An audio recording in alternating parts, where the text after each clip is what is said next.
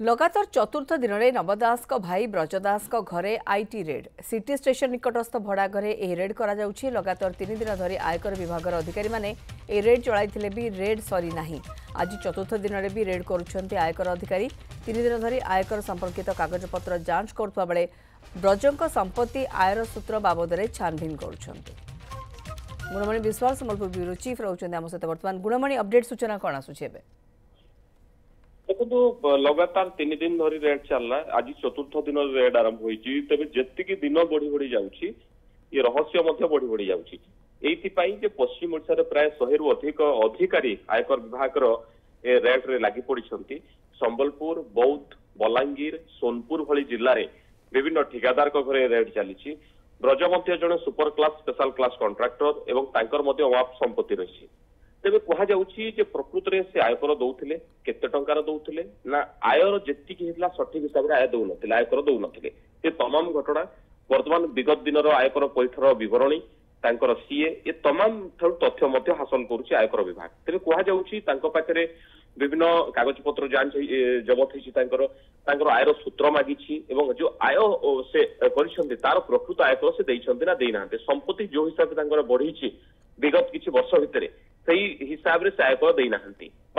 ये तमाम घटनार खोलताड़ चली किंतु सबुठारु बड़ कथा जे आयकर विभाग जो रेड हुए प्रायतः एतिक दीर्घ समय रेट मु पूर्व शुणी ना। प्रथम कथा है जे संबलपुर दीर्घ 4 दिन धरिक रेट हवा ये गोटे विरल घटना एवं गोटे बड़ घटना केवल संबलपुर हो नहीं ये घटना मुझे पूर्व कहली बलांगीर बौद्ध सोनपुर ये तमाम अंचल रेड होची तेबे प्रकृत रे केते 100 कोटी टंकार आर्थिक कारबार होईची तार हिसाब अच्छी कि नहीं एवं तार जो हिसाब से आयकर दबार कथा देइछंती ना नहीं केवल ब्रजदास नुहंती जो अन्य रामचंडी क्रसर मालिक ठू नहीं कंटाबांजी कहतु आपण बौद्ध कहतु सोनपुर कहतु जो जो भी रेड होती रेड प्रकृत ये जो मूल रहस्य मूल अभियोग आधार सत्यासत्य व सत्यता ये तमाम दिग को वर्तमान आयकर विभाग छानबीन करुचे किंतु 100 रु ऊर्ध्व अधिकारी सामिल हवा गोटे जगह केवल 20 अधिकारी रहिबा एवं लगातार 4 दिन धरिक रेड करवा ये क्या भी सहज हजम हो ना ये गोटे बड़ रेट कह बड़ आर्थिक अनियमितता एवं बड़ आयकर फांकी जो टिकस आदाय होगा कथा से टिकस आदाय हुए तो हो ये तमाम दिग को लेकर वर्तमान आयकर विभाग जेतु चढ़ऊ करुच्ची से पर्यंत मुह खोली ना आयकर विभाग पक्ष कौन स्पष्टोक्ति आसी ना से पर्यंत किसी कह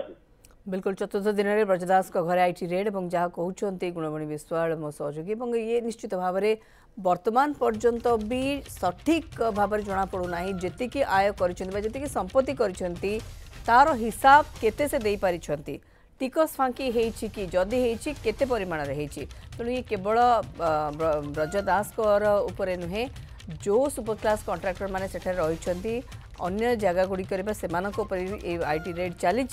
चतुर्थ दिन में पहुंची अधिक अपडेट सूचना को अपेक्षा करा जायछि किंतु जहाँ जड़ा पड़ुछि आज भी आईटी रेड जारी रहिबो एवं आयकर संपर्कित कागज पत्रर जांच चली जहाँ सूचना आसुछि वर्तमान।